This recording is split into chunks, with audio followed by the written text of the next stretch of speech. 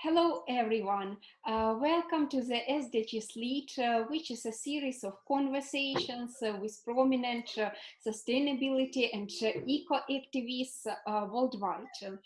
Today, in framework of our youth-to-youth conversations on climate action, I am as a founder of PAIS Partnership for Advancing Innovative Sustainability. I'm so happy and proud to have the chance to communicate with two very powerful young activists, Kelo Uchendo from Nigeria, who is a Clinton Global Initiative Fellow and the founder of amazing project, Gray2Green Movement, about which I hope he will tell us today, among other things.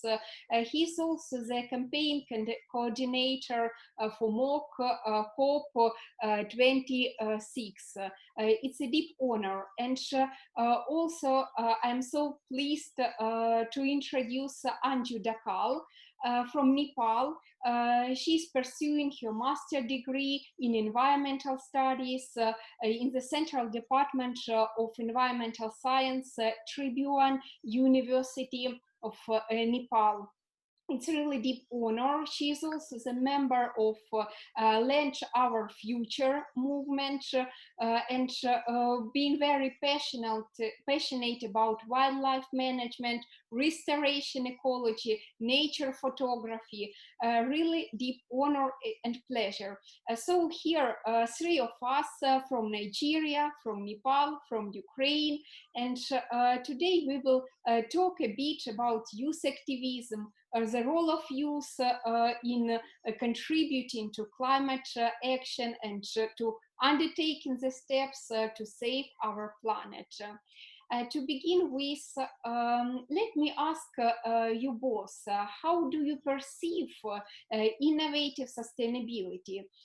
We are Partnership for Advancing Innovative Sustainability, and it's very complicated term in terms of personal perceivance. And depending on this personal understanding, it's very important to comprehend this term, to share your thoughts on this. Who would like to start with this?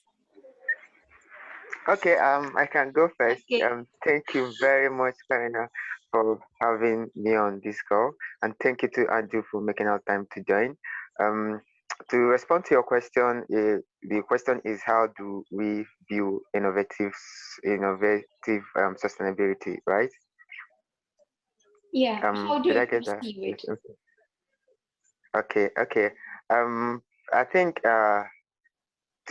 we cannot talk about sustainability, without bringing up innovation, because sustainability have to do with making sure that we achieved intergenerational equity, in the sense that um, we have enough resources to sustain our current generation, but do not depreciate, or limit the ability of future generation to meet theirs.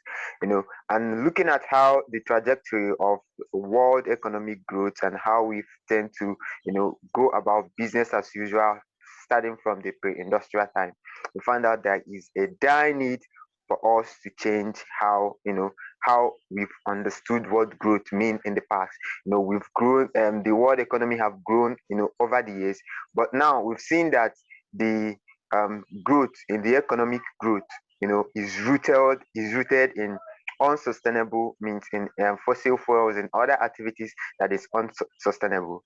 And then to talk about sustainability, to transition to more sustainable future, we have to innovate our way into this into sustainability, into sustainable development. So I think innovation is at the is the key towards driving through sustainability. And when you talk about innovation, we've seen youth lead various innovative projects in these areas. We have I've been very privileged to work with youth from across the world. At this call now, we have Anju joining us from Nepal, which is in Asia. We have you joining from Ukraine, and I'm in here in Africa. So I've seen youth innovate in various ways to try to solve some of the most critical challenges we face in the 21st century. And I think innovation is very important and is the key to driving through sustainability. Thank you. Absolutely. So it's like indispensable component of sustainability. We cannot reach sustainability without innovative, doing something new. Really fully agree with this point. And young people give this fresh impulse to this innovation, to this change. Anju, do you find some linkages with your vision and your perceptions? Actually, innovative sustainability. Before understanding the innovative sustainability, we must have to know about the innovation and sustainability, right? And for me, innovation is a new idea and the way of bringing a new product or way of doing a new things by using a creativity. And sustainability means something for a long term, something for a long term vision with vision. Yeah, so for me, innovative sustainability means by using the creative ideas, by using new innovation ideas and new products, we can take something to the long term and we can look at the long term vision so that it can last longer. I think so is that innovative sustainability. So you've also highlighted the component of creativity, is doing something in creative, rather unprecedented way, and to put things differently. Like if we cannot resolve this problem on this level, we will look from another perspective and try to it. And as for me, young people, all of young people are so creative now, and this creativity is, I would say, it's a boost, explosion of creativity over the recent times in terms of our advocating for the environmental sustainability, and we can see these new approaches. Kelo, could you please tell us what motivates you most, and you may probably tell about your organization which you founded. What was the initial impulse, motivation to do so, and how did you come up with this idea of starting this PAIS for environment?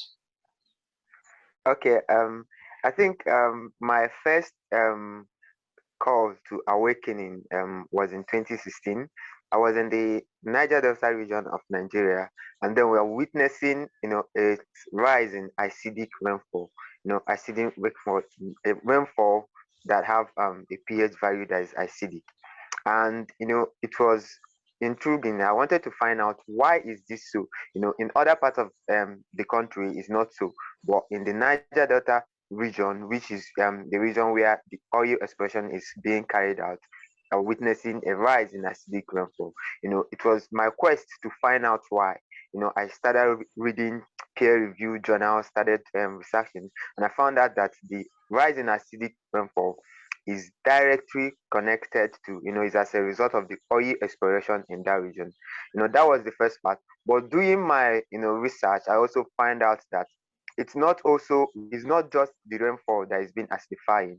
We find I also came across research and works that talked about ocean acidification, and how CO2, excess CO2 that is being emitted, anthropogenic CO2 emissions into the environment is also leading to ocean acidification and also leading to global warming and its resultant climate change. That was the first point I came in contact with, the hard truth, and at that point in 2016, almost all my peers, when I tried to start the conversation to talk about this with my peers, I discovered that no one, almost all of them have no idea of what is going on. So that was how it started. I started reading a lot about these topics, and in 2018, I was in my third year in the university. So I wanted more people to be comfortable, confident, having conversations around these issues. That's when I started the Gray2Green Movement. That is in 2018, with just 7 of my friends. We started just like that, but we wanted more people to get confident. We wanted to bring this knowledge to more people, so that I believe that the literacy, climate literacy leads to climate action. If more people understand what is happening, what are the risks, what are the threats it poses to their immediate community, they will be able to, come up with solutions, come up with ways that we can solve this. That's how it started. And then we started with just trying to spark this conversation around in the university. And again, we discovered that when you talk to this, when you mention these issues to people in this part of the world, most of them they see climate change as something that should be talked about in the United States or in Europe. It's not something that a country like Nigeria that have series of other programs should be talking about. They talk about issues like government corruptions, they talk about poverty, a whole lot of other things that we should be talking about and not climate change.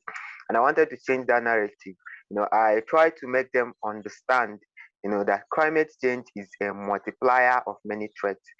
What I mean by multiplier of many threats, if the poverty index of Nigeria is 38%, with the exacerbated effect of climate change, the poverty index of the country will skyrocket from 30% to 80%. It will triple the poverty index. So if you feel like there are some challenges that you're currently facing, you talk about government corruption with the exacerbated impact of climate change, it's now starting talking of resource controls, you find out that corruption will also triple. So climate change is a multiplier of many threats. So I wanted them to be, to understand these threats. And to do that, I started organizing teaching, hackathons, and also essay competitions that I challenge people to write essays on a particular topic related to climate change, and they win prizes. In doing so, they are forced to research and read about these things. And when they research and read and write an essay, make a presentation on an essay, it is their words now. They are the one that wrote these things. So they understand it better than what I could have, already. When I tell them, it feels like it's my word. But when they do the research and write the essays and submit it in a bid to win a prize, I now invite them to discuss their essays to, the wider group. It is their words, and with that way, we find that more people are, becoming aware of the impact of climate change and feel more comfortable talking about this discussion. So that is the motivation behind Gray2Green Movement, and that has been, and it has been a wonderful experience. It's just so inspiring. And as you've mentioned, I can see there are at least 3 key components: research, initial research, then raising awareness, and then community action, inspiring others and disseminating this passion, this knowledge. And I think here is the key of this mechanism. Anju, would you like to elaborate on research, as you are so passionate about biodiversity, about researching it from the scientific viewpoint and from the personal viewpoint also? Could you please elaborate a bit more also on the importance of research, education, and how did you started your path, how it all began? Thank you so much.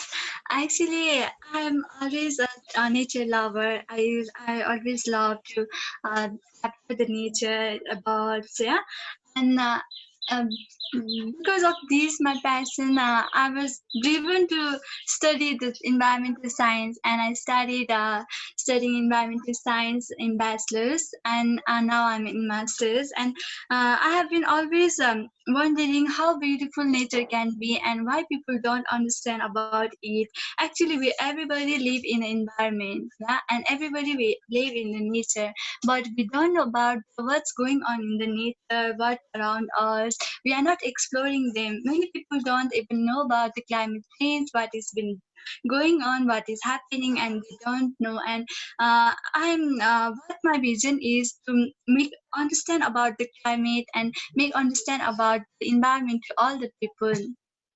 As we know, everybody love, yeah, the greenery space and beautiful environment to rest or have peace, yeah. But we actually don't know why should we save them. So I would like to advocate that save the nature, save the environment, and I would like to aware all the people who don't know about the environment and they don't know about the climate change, they don't know actually about the reason what is destroying our environment. So if they know from their level and if they work from their level, obviously we can make changes, and it's our role. We youth are very responsible for it. I think so.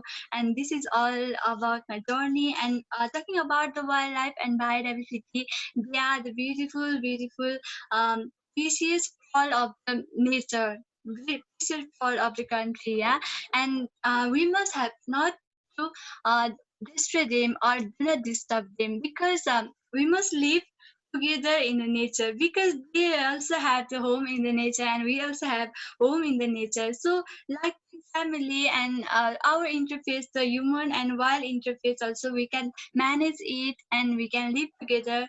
That's all. We must not harm them. Thank you. Absolutely.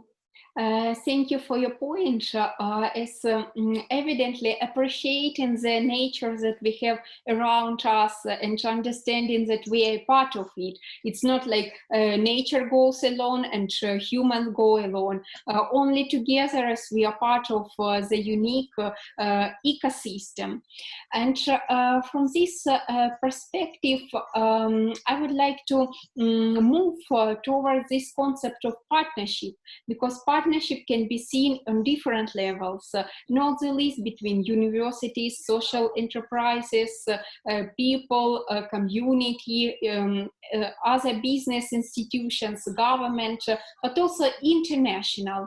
I know that Kela, your organization, is also based on partnership between parents and youth, like intergeneration action, and also the universities of Nepal. I know they collaborate with business institutions to move forward.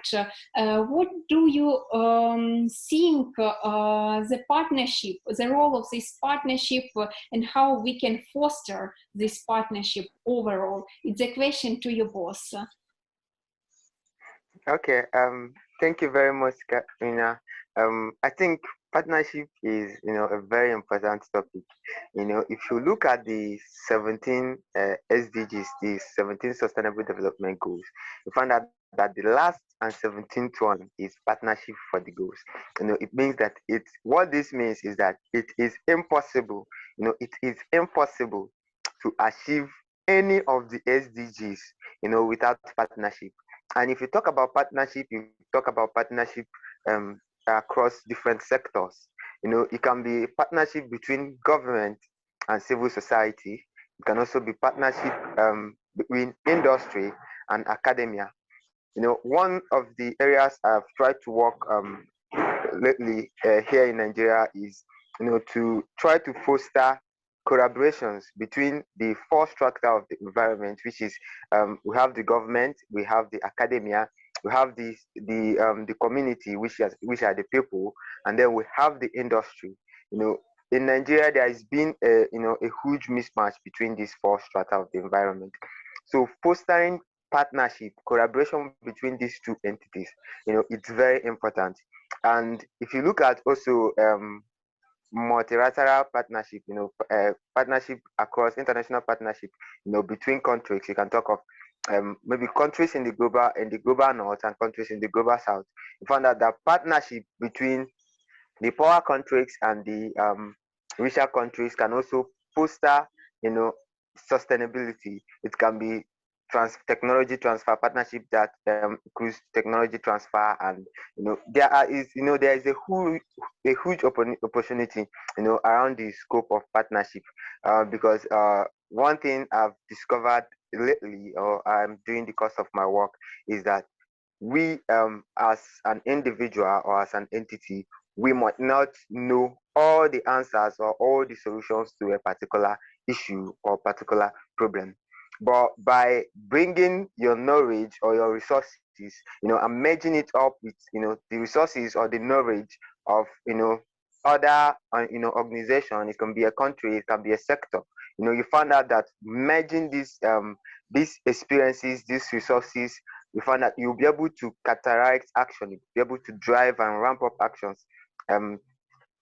drastically. You also mentioned that my organization work with youths and also of parents.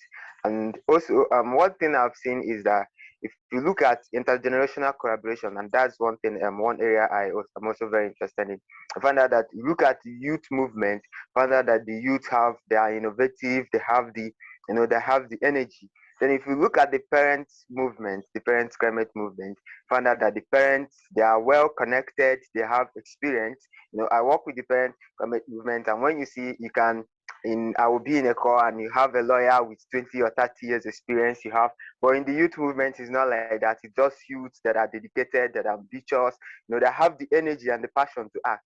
But if you look at the parents, they have, their parents, they have years of experience. Some of them have distinguished themselves in their various career. Some of them have also retired from the career. So they have extensive experience, they have the connection. So bringing these two, these two key set of people together to form a partnership drives action. You tend to gain a lot. So partnership is very key. And I don't think we can ever underemphasize the importance of partnership in driving through ambitious action.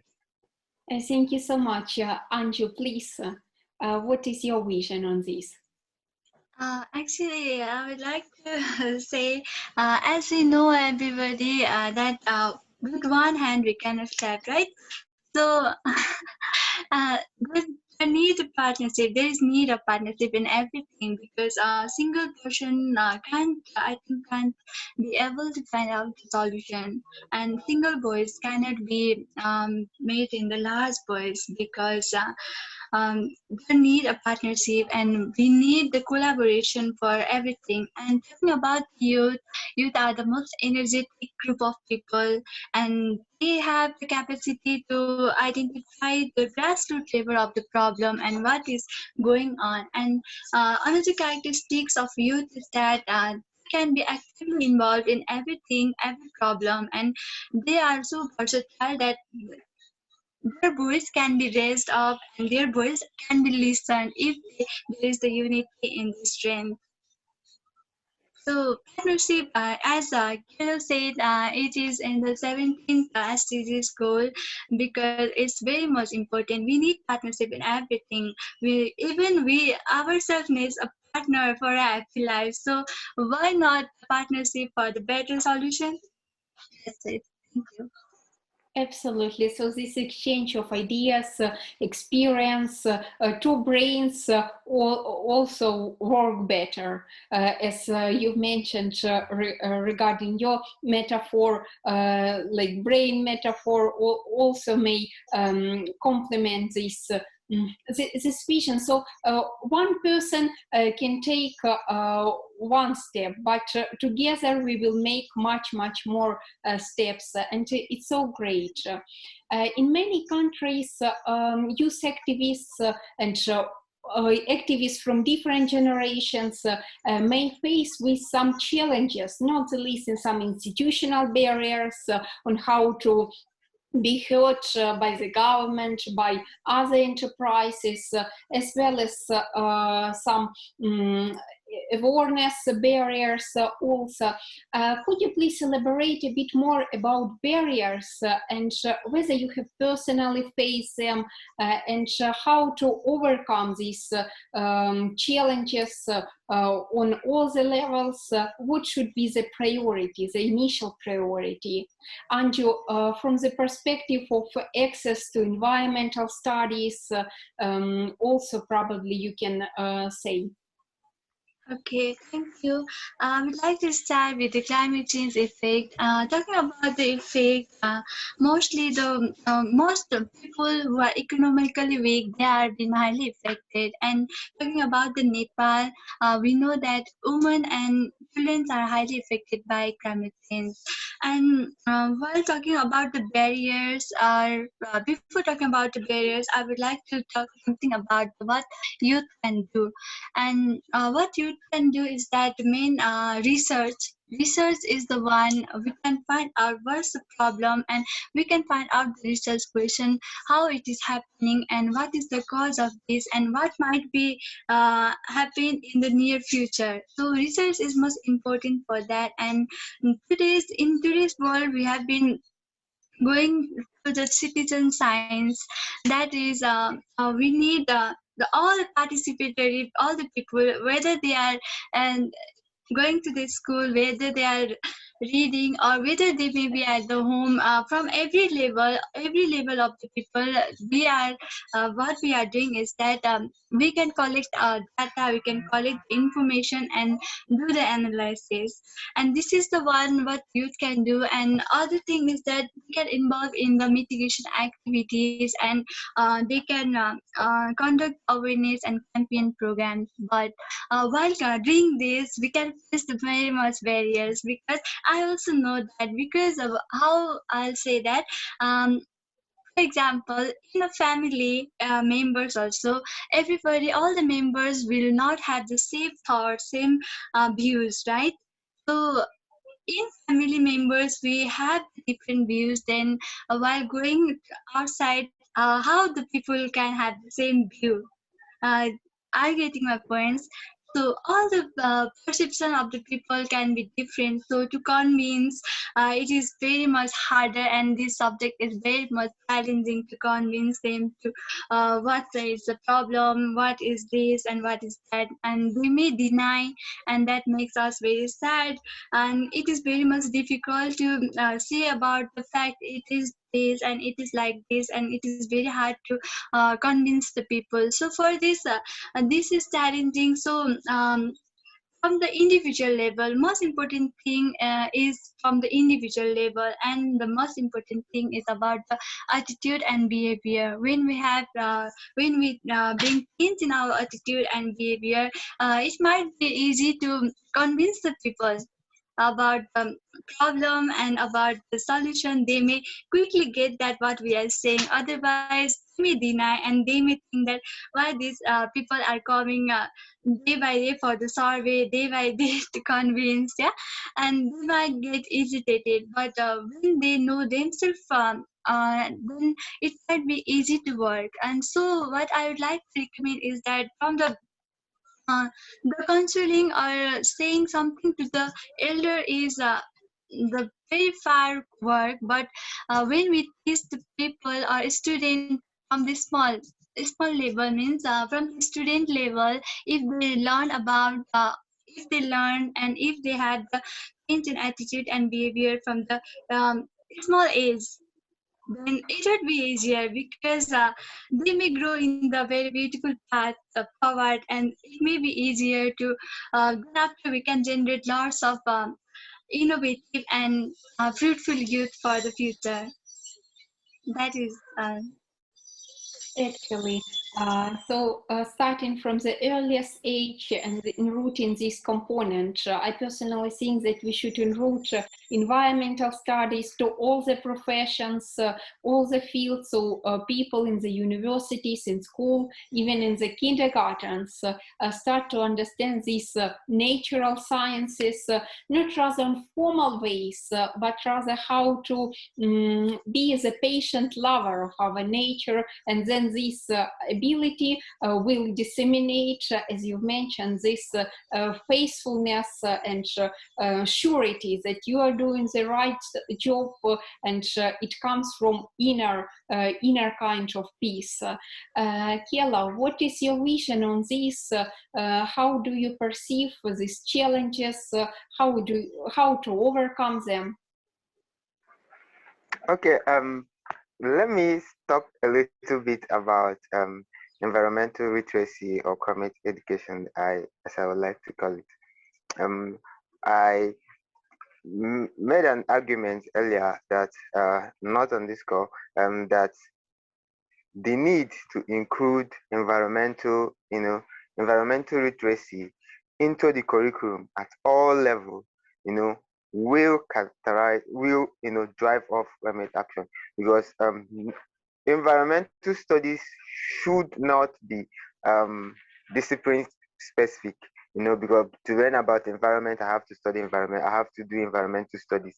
There have to be, you have to include environmental studies um, at all disciplines, from all levels. They should, students should have an adequate amount of knowledge, because one thing education does is to equip you with, little of everything. You should be able to the real mark of an educated person is you should be able to have adequate knowledge in certain topics, and environmental issues is one of the critical issues facing us in this century. So including environmental education in all in all discipline and across all levels of study, it's very important. Why this is important is because if we are to truly solve the issue of climate change, we need people from all disciplines. We need people who find themselves in government to understand the severity of the situations that we are and make policies that tackles these issues. We want to understand people who took engineering disciplines to understand what the threats that our planet currently facing, build apply their engineering knowledge to provide solutions to tackle this. People who study law to find a way to use law to fight this climate change. No matter these disciplines, people who study media and communications to find a way to tell compelling stories that drives action. No matter where you find yourself, the discipline you study, the course you find yourself, you should be able to have the adequate amount of knowledge, that you can, contribute your quota from your discipline. So we need, and it shouldn't be discipline specific. I understand that there are need for people to take a particular, to take environmental studies and do more in-depth research in that topic. But then every discipline should have, adequate amount of knowledge. It's in Nigeria there is what we call civic study. It's it's a general course that everybody is expected to take to have, just a little bit of knowledge about the world, histories, and all. So environmental studies should be like that, should be included into the school curriculum. That's very important if we are to see actions from all sectors, and that's one. Then to talk about the barriers, I think lately I've been trying to limit myself to doing work that actually have more impact. I felt like I've been, for the past 4 years, I've been putting at least 10 to 15 hours every week, towards the work that I do, and I just feel like I'm putting too much times and getting too little results. So I wanted to limit my time to actually doing the work that have more impact. And to do that, I decided to focus on two sets of people. One, the youth, and two, the second group is the government, because I believe that policies, is the government have a huge role to play, in driving action. Getting government to, commit to building policies that check the activities, of the greedy individuals that drive, activities that harms the planet. It can be regulating CO2 emissions, putting a price on carbon, churning out policies that tries to put us in line with achieving, the remitting global temperature rise to about 1.5 degrees Celsius. And one thing is around the influencing spectrum one major challenge is that getting the government or the people in these high-profile individuals or political figures to listen, is very difficult. But when you get them to listen, when you get them, have succeeded in having a talk with, getting a meeting with some of these people, and then they make a promise. Okay, I appreciate your work. You're doing amazing work. We'll take this up. Thank you for doing that. The youth are this and they say a whole lot of positive things, but these things are just vanity metrics in the sense that after the meeting, all the reports, they pack it and dump it one side and then go about with business as usual. You found out that after making promises, coming on telling you, oh, you did a good job, you guys are doing great, keep it up, we'll take it up. And then after the meeting, they go back to business as usual. And if you try to get them again, it will also be nearly impossible. That is one of the major challenges. And I would like to call that the nonchalantness of the political leaders or the political figures to commit to taking action. They say a whole lot of good things, but don't tend to, carry out the actual work, which is a very, huge challenge that I'm currently facing. So I don't want to say, oh, I succeeded in meeting with the Nigerian Minister of Environment and we discussed this, and he shunned out plans to include youth in decision-making processes when it relates to climate governance, to put a plan to go to net zero, and 5 years, 2 years down the line, you still don't see any commitment to all that is being discussed. That is one challenge that I currently face, that I hope that we'll find a way to solve that in the nearest future. Thank you. Thank you so much to you both, Anju, Kelo, for sharing your vision. In fact, here from what you've mentioned, one of the points was taken seriously. The youth activism should be taken seriously, so it is not just support, formal support, but also real support, which is a follow-up of the conversation and consultations. So having the mechanisms is not enough. It's very important to ensure that these mechanisms work. And here I'm thinking about the example from the Council of Europe.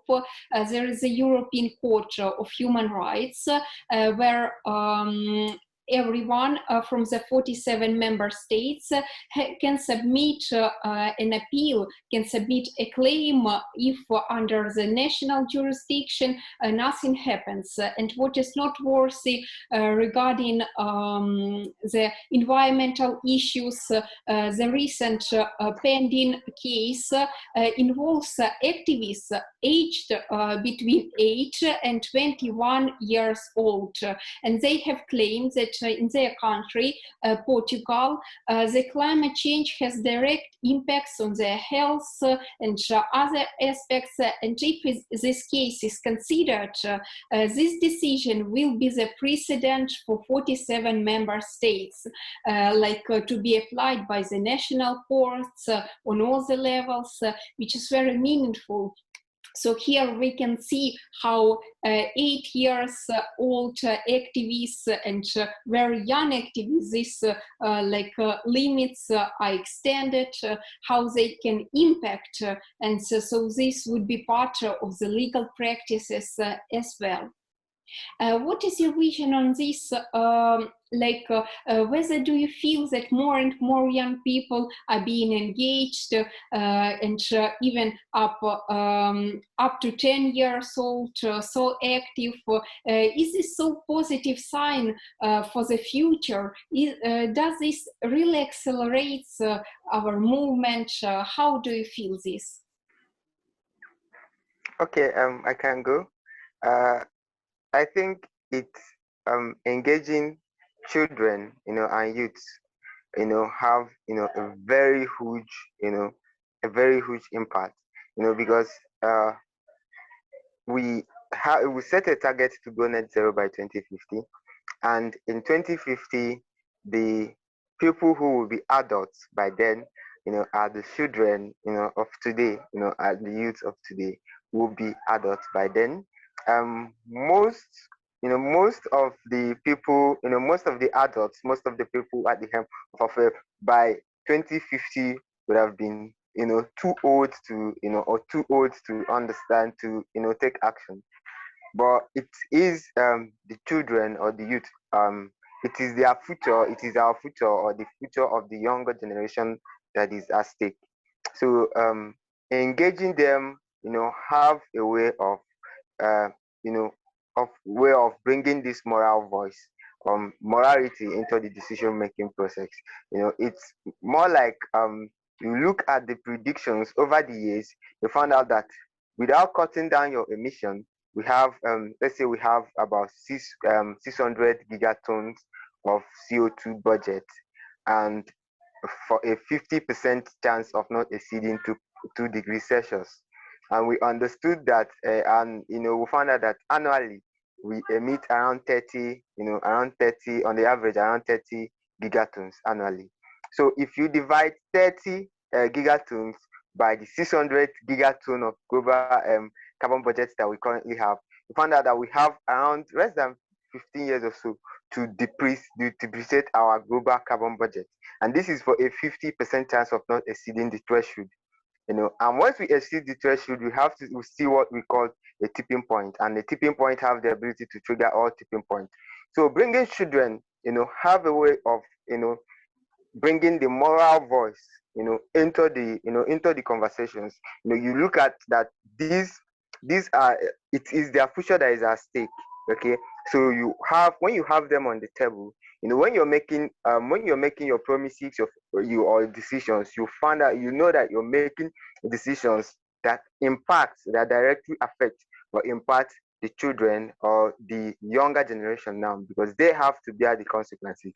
And if we fail to act now, it means that this younger generation, we have to face the responsibility, of drastically trying to, stay within the budget, because it means that currently we are burning the CO2 budget that that should be left, for the future generation. So it means that getting these people on table will bring the moral voice, into the conversation, and having morality, ethics and morality, have a way, of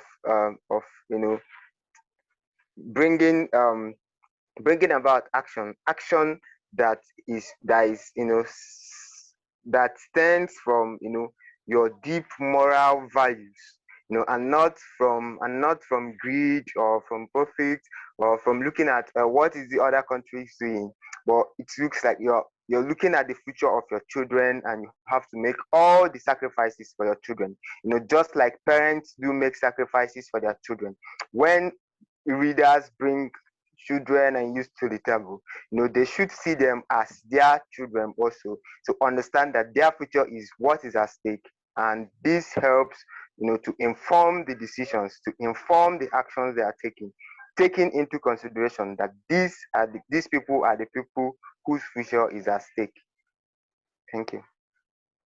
Absolutely. So bringing children to the table is our hope, because we have no time to wait until this generation will raise, as the climate change is upcoming. And probably if this youth and children's activism was earlier, we would not be facing such a kind of challenges now. It would be, we would live without this threat of climate change 50, 100 years ago. But the history knows no if, so the time to act is now. Anju, what is your vision on this? Something with the microphone. Sorry. Actually, when I listen that small children and small aged people are active in this type of activism, it feels very good. And I would like to say one thing, that children are like mud that we can shape in the different shapes earlier, and when they are the wet mods, we can shape them in a different shape. So that is the time to make them learn and make them understand about what is going on, so that they can be shaped in a fixed shape where to go, and they can follow the path. And talking about another thing, when they are quite knowledgeable and they know about something, what's happening in the environment and about the environmental concern. Today's world is learning process is different. Like from this learning process is like, it's children can learn to their parents. They can share their knowledge to their parents. So learning process is different. Taking knowledge from nowadays, what is happening is that parents are taking knowledge from the children, because children know very more things from the outer scenario, and they are very much active, so that parents learn from the children. So when children are good at it, and when children are made known about the problem, environmental concern, obviously their family get knowledge about the environmental concern. And another thing is that we must have to follow the 3A's principle, and that 3A's is the aware, awake, and action. When we are awake and we can make the society aware and we can take action, so 3H principles can work for this. And really the small people, when they are active in this type of activism, climate activism, environmental activism, it sounds really good. And really it shows the better future, obviously. Thank you so much for such wonderful points. It's really a deep honor to learn from you, and thank you for sharing your experience and vision with our viewers. We are coming to the end of our discussion, but here is a fundamental point on your message to the world leaders, youth activists, and as well you can probably give some recipe of motivation on how to keep inspired regardless all the odds, and what do you do to counter some kind of stress or some kind of pressure, to be always motivated and be in love with nature, be energetic, like a kind of life hack. Thank you so much. Thank you. Thank you very much, Karina. To talk about what I do to keep myself, because to be honest, there is a whole lot of stress, and pressure that comes from doing this work, especially schooling and at doing activism at the same time. Find out you have a stress from school and you have a stress from activism coming together. So and it's very important that you keep you try to preserve your own mental health, and before you to be able to continue the work you do. And what I do mostly is that in the start of every week, I already planned out my day. I know the amount of time I dedicate to my academic work and the amount of hours I will dedicate to doing the work as regards to activism. And also, I think one of the things that that gives me strength or hope is working with young people from around the world. In this call, I've had to meet people from the different time zones, from different parts of the world, who are also as ambitious and at working together for a safer planet. And there is no better motivation than that. I think leaving this call, I will be even more energized to do more rather than drained. These calls like this, having collaborations across countries, it gives me strength. Whenever I attend the call or I attend the program or try to run a campaign with different youths from different parts of the world, learning their perspective, seeing the diversity in culture, and learning as much as I can from different youths. I see that as as an avenue to learn, to grow, and to want to do more. So instead of draining my energy, I end up getting more energized. So I think it's more really about the perspective, how you try to see it and what you try to take out. And another thing is understanding that that the work you do is important. And if you don't do it, no one else will do it. There are the work that you do. For example, Katrina, if you don't take out time to call or to organize this, I don't think anybody can win. So the little things that we do at the little space, at the little times that we take to do the work that we do, we have needed at that point. And if we don't do it, nobody else will do it. Seeing meaning, seeing the meaning and the need of the work you do is also, a good motivation, and it keeps you in track, it keeps you focused, and that has been one of my, greatest remedy. Thank you so much for this motivational point, and I'm sure it will inspire people, and these life hacks will be used in other time zones, in other parts of the globe, and here it's proof that we are all members of one big family, changing our ideas and thoughts. Anju, please. Actually, to bring a change in a large scale, we must have to work from the individual level, and it is very much important. And from my side, I'm doing that. Hope so. I'm doing less, but I'm trying to do more. Actually, I practice the solid waste management practices in my home.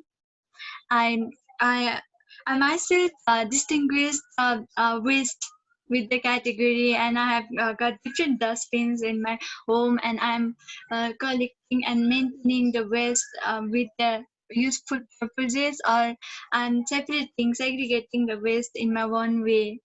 And this is my, and another is I always carry my one bag while going to the shop for the shopping.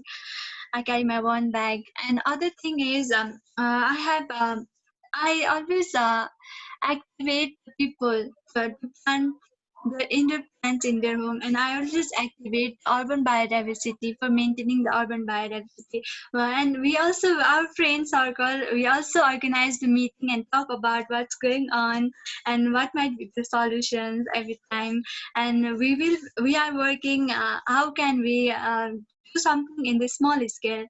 Without working in this small scale, we cannot reach to the large scale. So we with my friends, I will talk about the problem, and we also share the problems like this, how we are doing today, and bring the solutions. And I also collect the children from near my house, and I make them understand about these all things. And I also take them with me myself for the photography, nature photography.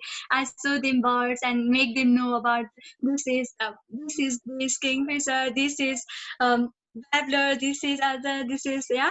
And I make them understand about nature, and so that they can feel the nature, and they will be interested in saving them. And one example I will give you. My neighbor, the small kid, she was throwing a stone to the frog, and I was saying, why you are doing this, why you are hurting that frog. And she said, this is very dangerous, we must have to kill it. He was saying like that. And I convinced him, we should not do like that, they have their life, and we must love them, you should not do like this. What happens if I beat you? Then after he always say me, if he see the frog, he's call me, Anju sister, I got the frog, do you want to take a picture of it? And he will call me. So in this way, I'm doing my work. And for the climate action, the youth, I always promote youth activism, because only the youth can do it. Yeah, only the youth can do it to bring the better solution. And this is all.